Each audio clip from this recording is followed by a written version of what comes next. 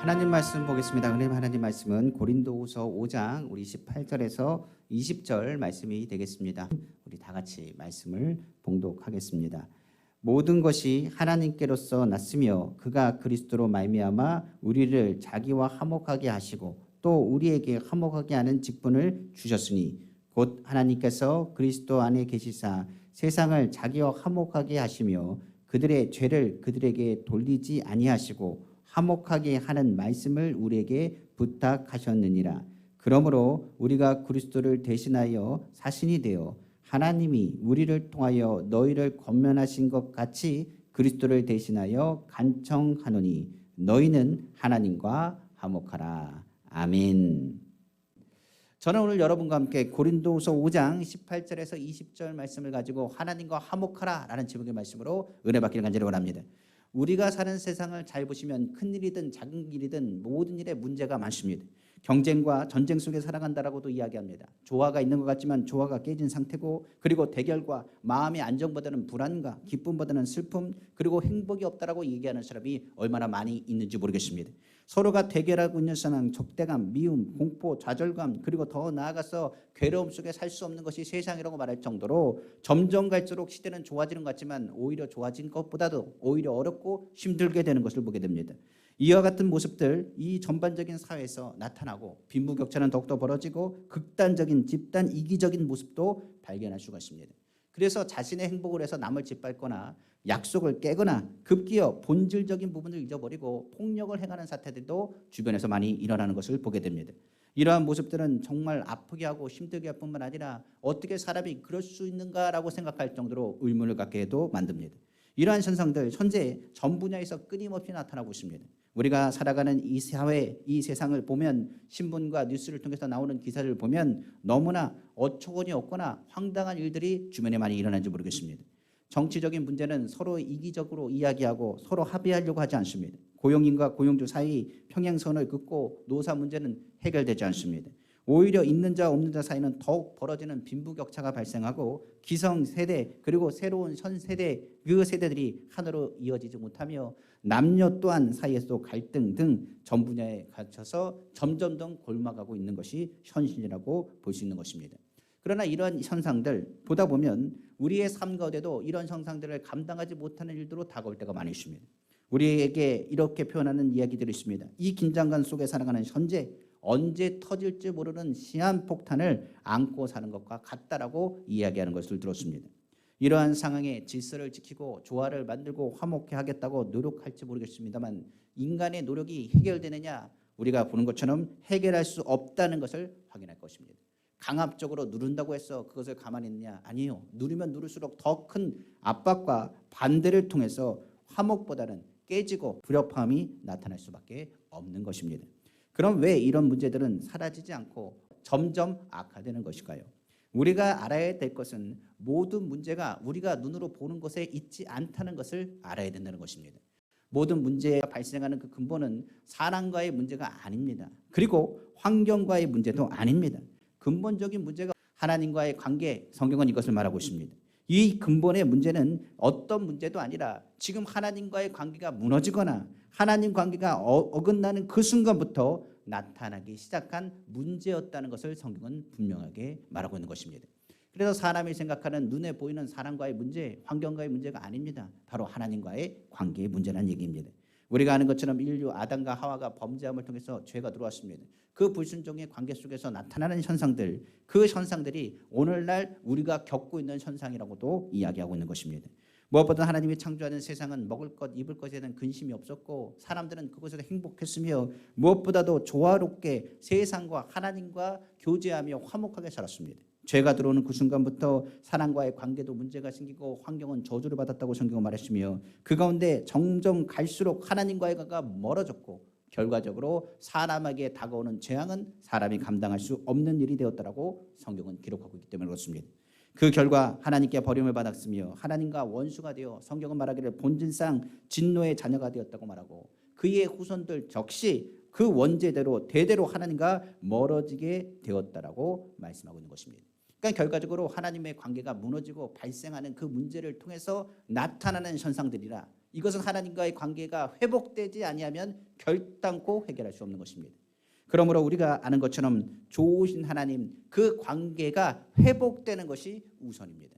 성경에서 말한 것처럼 하나님과 대결하고 하나님과 원수되는 모습 결과적으로 얻은 것은 뭡니까? 영적인 죽음이었습니다. 영적인 죽음은 하나님의 음성을 듣지 못하게 했으며 하나님과의 대화가 끊어졌으며 죄악이 담이 쌓여졌으며 결과적으로 하나님 나라에 대한 것을 잊어버리고 말았으며 결과적으로 하나님과 화해하는 방법 또한 잊어버리게 된 것입니다. 그뿐만 아니라 환경은 저주를 받았습니다. 그리고 저주를 받은 그 환경 속에서 살아가는 사람들 가시와 엉겅퀴 그리고 죽음의 세력들에 두려워하며 이 환경 가운데 죽어가고 싸우고 전쟁하는 일들이 벌어지기 시작했습니다. 이 저주 속에서 살아야 됐습니다. 그 저주 속에서 허우적거리고 사는 것이 인생이 되었습니다. 그뿐만이 아닙니다. 하나님과 대적하고 화목이 깨어지는 그 순간부터 육체는 죽음에 대한 부분을 해결하지 못하고 각종 병에 시달리다가 비참한 최후를 맞이하게 된 것입니다. 여러 가지 하나님의 심판 가운데 우리가 아는 것처럼 인간의 모든 것에 미움, 분노, 원한, 불안, 초조, 허무, 무의미, 좌절, 절망, 패배감, 죄책, 양심의 고통과 정죄감 그리고 모든 안개같이 다가오는 무서운 질병의 모든 근원들이 우리의 삶 가운데 죄와 함께 하나님의 화목이 끊어지는 그 순간에 나타났던 일들이었습니다. 결과적으로 사람은 행복을 찾으려 하지만 온전한 행복을 발견할 수 없고 영혼력은 철저히 파괴되게 된 것입니다. 그러면 하나님께 돌아와 회개해야 되는데 하나님을 더욱 원망하고 멀어졌으며 그 죄악으로 인하여 허우적거리고 그 하나님의 화해의 제스처에도 듣지 아니하며 오히려 그 소리를 기울이지 않았습니다. 결국 사람들은 어떻게 되느냐? 시간이 지나며 주님의 때가 가까운 그때가 다가올수록 사랑은 점점 식어가고 이기적으로 돌아가 결과적으로 사랑과 하나님과의 관계가 무너지는 그 순간에 사랑과의 사람도 무너지고 그리고 환경과는 회복될 수 없는 강을 건너게 된 것입니다. 그때 나타나는 것이 무엇이냐? 누구 탓을 하기 시작하는 것입니다. 아담과 하와가 범죄하고 나서 죄가 들어오고 제일 먼저 하는 것이 서로를 탓하기 시작하고 시기와 질투하기 시작하며 원인을 누구에게 듣느냐? 아담은 하와에게서 하와는 아담에게서 찾았습니다. 거기서 나온 자녀들은 또 어땠습니까? 가인과 아벨은 형제임에도 불구하고 가인은 오히려 시기 질투하여 아벨을 돌로 쳐서 죽였습니다. 그걸로 끝났나요? 그 가정에는 고통과 슬픔이 얼마나 컸는지 모든 문제의 근원들은 그것을 막을 수 없는 상태까지 이르게 되었다고 성경은 말합니다. 모든 문제의 근원 아까도 얘기한 것처럼 하나님과 관계에 있습니다. 하나님과 멀어지는 그 순간부터 나타나는 여러 가지 재앙들은 하나님과 관계가 무너지는 그 순간부터 다가오기 때문입니다. 그러므로 우리가 이 모든 현상들을 그냥 넘어가는 현상으로 보지 말고 영적인 것으로 봐야 됩니다. 가정에 문제가 발생하느냐? 가정이 화목하지 않습니다. 내 사업장에 문제가 발생하고 있습니다. 내 몸이 지금 질병으로 고통당하고 있습니다. 내 삶이 어렵습니다. 내가 눈앞이 깜깜합니다. 부정적인 생각이 자꾸만 듭니다. 어려움이 다가옵니다. 좌절감이 듭니다. 괴롭습니다. 라고 얘기한다면 제일 먼저 점검해야 될 것이 내가 지금 하나님과의 관계가 어떠한가를 점검해야 되는 것입니다. 그러므로 우리는 하나님과 화목하고 우리의 삶을 회복하기 위해서 제일 중요한 것이 바로 하나님과의 관계 회복에 있어서 화해하는 것이 필요한 것입니다. 그러나 아까 얘기한 것처럼 우리가 압니다. 우리는 화해할 수가 없습니다. 우리가 하나님 앞에 화해하는 법을 이미 죄가 들어오는 그 순간부터 잊어버렸기 때문에 그렇습니다. 성경에 말한 것처럼 모든 사람이 죄를 범하였음에 하나님의 영광에 이르지 못했다고 했습니다. 우리는 화해를 뭐라고 생각하십니까? 두 근본 세력이 있습니다. 그러나 이 다투고 싸우는 데 있어서 화해하는 법은 간단합니다. 누군가가 희생하거나 누군가가 양보하면 화해할 수 있습니다. 그러나 우리 사회는 보십시오. 화해하는 사람들이 화해를 왜 못합니까? 노사 간의 갈등이 왜 일어납니까? 부부가의 관계가 왜 문제가 발생합니까? 누군가가 양보하지 않습니다. 양보하면 해결될 부분이지만 희생하면 해결될 부분이지만 희생하지 않고 양보하지 않음에 있다는 것을 말하고 있는 것입니다. 그러므로 성경에 말한 것처럼 화목하기 위해서 양보하고 희생해야 되는데 그 일을 감당할 수 있는 이는 죄가 없는 분이라 그분은 누구밖에 없느냐? 예수 그리스도밖에 없으며 그를 통하여 예수님께서는 귀중한 화해를 이루기 위해서 이 땅에 오셨고 이 땅에 오심을 통하여 우리 사이와 하나님과의 사이 그리고 무엇보다도 하나님과의 화해를 위해서 십자가를 짊어지셨다고 성경은 기록하고 있습니다. 그는 우리의 화목제물이 되어주셨고 우리를 하여금 희생하시사 하나님과 화해하는 법을 누구를 통해서 그 아들 예수 그리스도를 통해서 보이셨다고 성경 기록하고 있는 것입니다.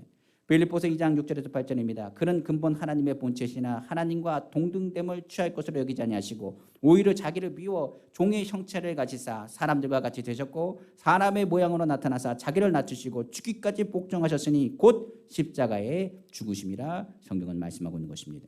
그러므로 하나님과 화해하는 그 순간부터 우리에게 하나님의 복과 하나님의 위로를 받게 되며 하나님과 화목할 수 있는 축복의 근원이 열리게 되었다고 성경 기록하고 있습니다. 그러므로 우리는 하나님 보좌 앞에 나아갈 담력을 얻었으며 하나님 자녀로 회복되고 화해되면서 오히려 하나님과 화목을 이루게 하셨다라고 성경 기록하고 있는 것입니다. 그러므로 성경은 거듭 강조합니다. 너희가 하나님과 화목할 수 있는 유일한 화해의 비결은 예수 그리스도라. 너희가 예수 그리스도를 바라보고 예수 그리스도에 대한 음성을 들으며 예수 복음을 받아들이고 우리 가운데 예수 복음이 필요하다는 걸 깨달아 믿음으로 나아갔을 때 하나님과 화목할 길이 열린다는 것을 성경은 가르치고 있는 것입니다. 그러면 예수 복음은 무엇입니까? 우리가 아는 것처럼 예수 복음은 복잡하지 않습니다. 예수 복음은 바로 십자가 복음이요 십자가에서 이루신 하나님의 사랑입니다. 그러므로 예수 그리스도를 보내심을 통하여 우리를 화목케 하시고 우리를 초청하신 주님께서 우리를 사랑하신다는 이야기는 우리로 하여금 다시금 하나님의 사랑을 깨닫게 할 뿐만 아니라 다시금 우리로 하여금 할 수 있다는 믿음을 더하여 주시는 것입니다. 그러므로 힘들고 어려울 때 제가 늘 얘기하는 얘기입니다. 십자가로 돌아가셔야 됩니다. 가정에 문제가 발생했을 때 불안이 다가오고 절망이 다가오고 괴로움이 다가오면 다시 예수 그리스도의 십자가를 통해서 하나님과의 화해가 이루어져야 됩니다. 하나님과의 화해가 이루어져야 비로소 우리의 사업, 우리가 하는 모든 환경의 모든 문제들의 모든 저주에서 자유함을 얻게 되는 것입니다. 예수님께서 이 땅에 그냥 오신 것이 아닙니다. 하늘 영광을 아예 버리셨습니다. 모든 영광을 버리고 이 땅에 오셔서 하나님 앞에 우리에게 희생 제물이 되어 주심을 통하여 하나님과 우리 관계에 있었던 모든 막힌 담을 허무셨고 절대 주권을 포기하시고 인생의 헐벗고 굶주리며 가난하고 병든 자와 소외되고 억압된 자를 찾아다니시고 오히려 화목 제물이 되어 주셔서 주님 앞에 나아가셨던 주님. 그런 이 땅에 있는 동안에 그의 출생과 성장, 자랑하고 흠모할 것 아무것도 없었다고 말하며 오히려 권력자들은 그를 무시했고 종교인들은 멸시와 천대를 했으며 바리새인과 사두개인들은 예수 그리스도를 죽이려고까지 했다고 성경 기록하고 있습니다. 그러나 그가 이렇게 하신 것은 우리를 죄에서 건지기 위함이요 우리로 하여금 가난하신 자가 되신 것은 우리를 부욕해 하심이라고 성경은 말씀하고 있기 때문에 그렇습니다. 그러니까 십자가는 우리의 죄와 허물을 주님께서 대신 짊어지신 것입니다. 그 십자가에서 모든 몸 버리고 우리로 하여금 모든 죄와 사망 권세를 이기게끔 모든 죄악을 짊어지신 것입니다. 이를 통하여 하나님과 화목하게 되고 그 화목함을 통하여 하나님과 원수된 것을 제해버리시고 축복의 통로로 우리를 부르셨음을 성경은 말씀하고 있는 것입니다. 그래서 우리가 십자가로 돌아가면 주님이 우리를 얼마나 사랑하시는지 우리를 향해서 비난당하시고 그가 찔리고 그가 채찍을 받으시고 그의 모든 질고를 통하여 우리의 슬픔과 괴로움을 대신 지신 주님의 위로를 받게 되는 것입니다. 이사야서 53장 4절에 말합니다. 그는 실로 우리의 질고를 지고 우리의 슬픔을 당하였거늘 우리는 생각하기를 그는 징벌을 받아 하나님께 맞으며 고난을 당한다 하였노라. 억울한 일이 있고 아픈 일이 있고 괴로운 일이 있습니다. 그러나 그 모든 일을 주님이 대신 짊어지셨습니다.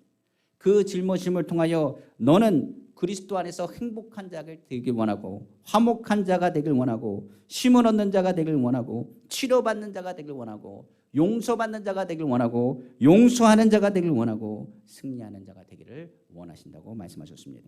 화목의 그 열매를 통하여 주님 말씀하셨습니다. 너의 삶의 저주는 사라지고 너희 가운데 평화가 임할 것이라. 예수 그리스도의 십자가로 돌아가는 그 순간에 너의 삶의 모든 저주는 예수 그리스도께서 짊어지셨다고 선포케 하여 주신 것입니다. 갈라디아서 3장 13절입니다. 그리스도께서 우리를 위하여 저주를 받은 바 되사 율법의 저주에서 우리를 속량하셨으니 기록된 바 나무에 달린 자마다 저주 아래에 있는 자라 하였습니다. 우리 환경의 모든 것도 예수 그리스도의 십자가의 그 사건을 통해서 사람과의 관계뿐만이 아니라 오히려 환경의 문제도 해결하시고 우리의 상관에 하나님의 위로와 하나님의 역사를 통하여 다시 일어날 힘과 희망을 더하셨다고 기록하고 있는 것입니다. 그뿐이 아닙니다. 하나님 우리를 화목하게 하실 뿐만 아니라 그 화목을 통하여 의의 열매도 맺게 하셨습니다.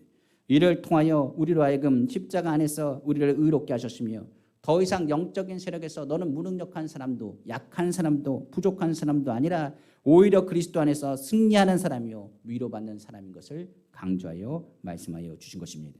그러므로 오늘 주님께서 말씀하셨습니다. 하나님의 약속하신 것, 그리스도의 생명이 우리 가운데 거했으며 화목함이 무너지지 않도록 너희는 그 마음을 잘 지킬 것을 이야기하고 있는 것입니다.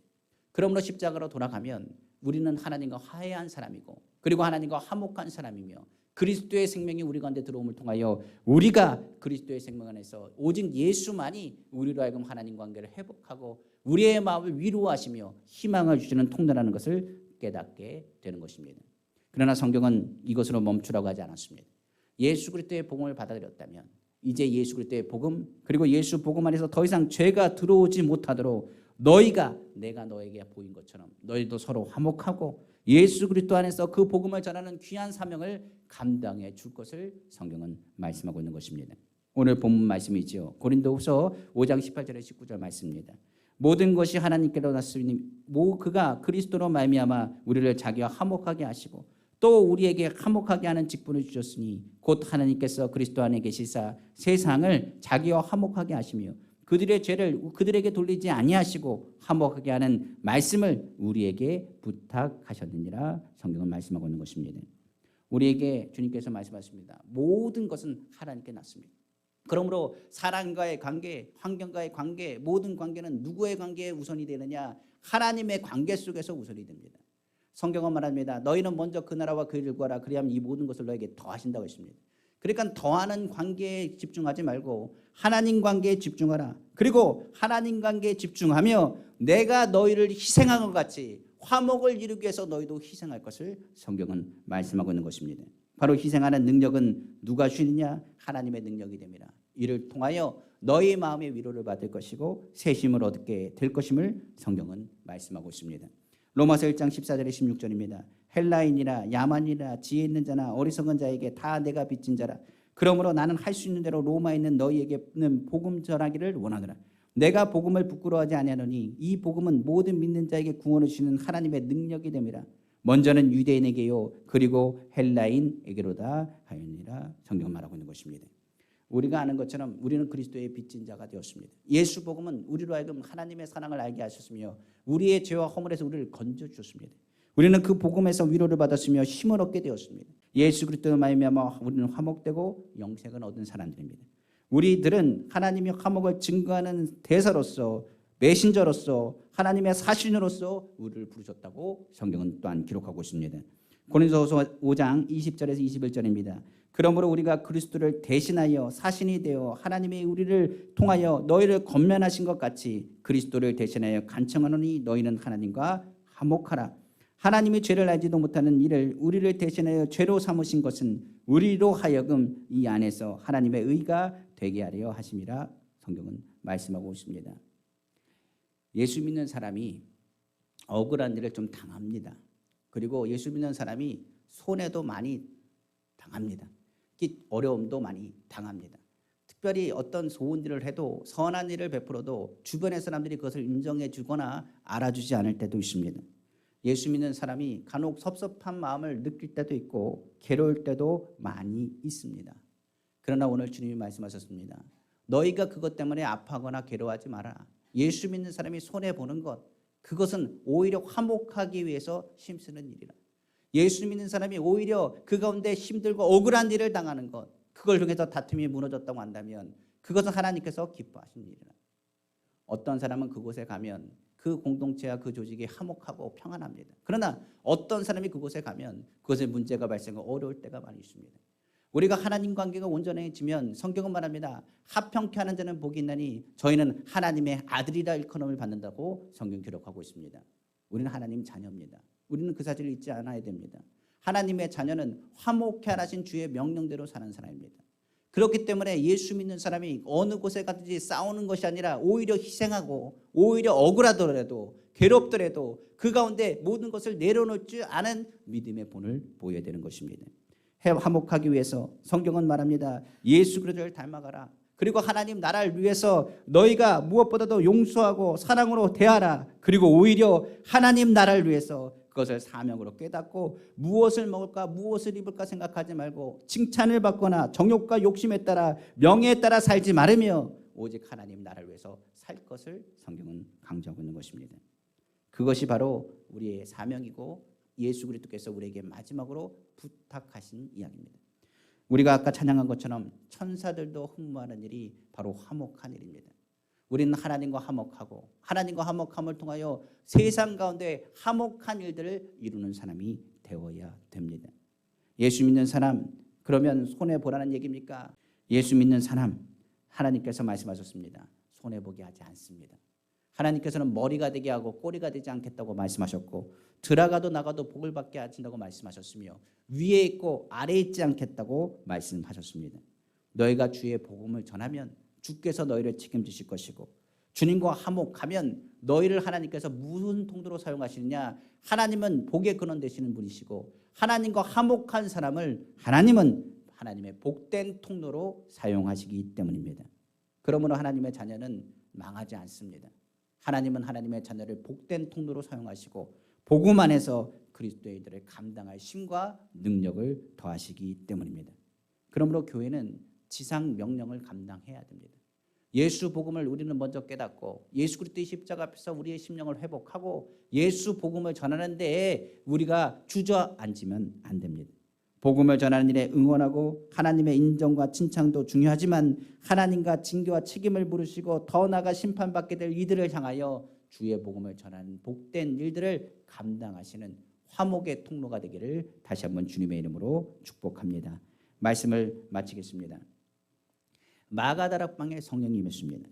그러나 아직 주님이 오신 것은 아닙니다. 1907년 대부흥운동이 평양에 있었습니다. 제2의 오순절 사건이라고 했습니다. 1800년도에 무엇보다도 외국의 유럽 그리고 미국 등지에서 성령의 역사가 나타났습니다. 그러나 그건 아직 주님이 오신 것은 아닙니다. 오늘날 한국교회는 크게 부흥했습니다. 그리고 선한 일을 감당하며 은과 금도 있고 힘도 있다고 말합니다. 그러나 아직 주님이 오신 것은 아닙니다. 지금 하나님의 성령은 지금도 동일하게 나타나며 하나님의 은혜는 동일하게 임하고 있습니다. 이는 아직 예수 그리스도가 오시지 않았고 하나님 나라가 아직 완성되지 않았기 때문입니다. 아직 하나님 나라가 완성되지 않은 이때는 무슨 때냐? 바로 은혜의 때입니다. 주님 다시 오십니다. 그렇기 때문에 주님이 오셨을 때 우리는 마지막까지 그리스도께서 우리에게 말씀하신 것 화목해 하라. 그리고 그리스도와 함께 화목하고 하나님과 화목을 전하며 예수 그리스도의 복음을 전하는 사명을 감당할 것을 명령하셨습니다. 우리는 복음을 들고 사랑이 식어가는 이 시대에 빛과 소금의 역할을 감당해야 됩니다. 무엇보다도 극단적이고 강압적이며 그리고 파괴된 더 나아가 이기적인 그런 여러 가지 삶 속에서 우리는 예수 그리스도의 빛 안에서 예수 그리스도를 닮아 희생하고 빛과 소금의 역할을 감당해야 되는 것입니다. 신앙에 게으르지 않고 하나님께 맡겨진 이 일들 마음과 뜻과 정성을 다해 목숨을 다하여 예수 복음을 전하기를 간절히 원합니다. 주님 곧 오십니다. 우리들의 인생의 경주 얼마 남지 않았습니다. 이제 얼마 지나지 않으면 주님이 오실 것입니다. 이 세상의 눈물, 근심, 탄식, 괴로움, 앉는 것과 곡하는 것, 죽음의 모든 문제를 주님께서 해결하십니다. 주께서 우리를 부르셨을 때 우리의 몸은 약한 몸이 아니라 강한 몸으로 그리고 추한 몸이 아니라 영화로운 몸으로 우리의 몸은 육의 몸이 아니라 신령한 몸으로 변화되어 예비된 주님의 품 안에 안기게 될 것입니다. 이 날을 위해 마음을 가다듬고 화목케 하신 주님의 명령에 따라 그리스도의 편지로서 우리의 사명을 끝까지 감당해 주기를 부탁을 드립니다. 예수 믿는 사람, 어느 곳에 가든지 화목케 하기를 힘쓰는 사람, 어느 곳에 가든지 하나 되기를 힘쓰는 사람, 그리고 어느 곳에 있든지 예수 복음을 전하는 사람, 바로 예수 그리스도 안에서 은혜가 풍성한 복된 통로로서 화목케 하는 주님의 일들을 감당하는 힘과 능력을 더하여 주실 것입니다. 기도하겠습니다.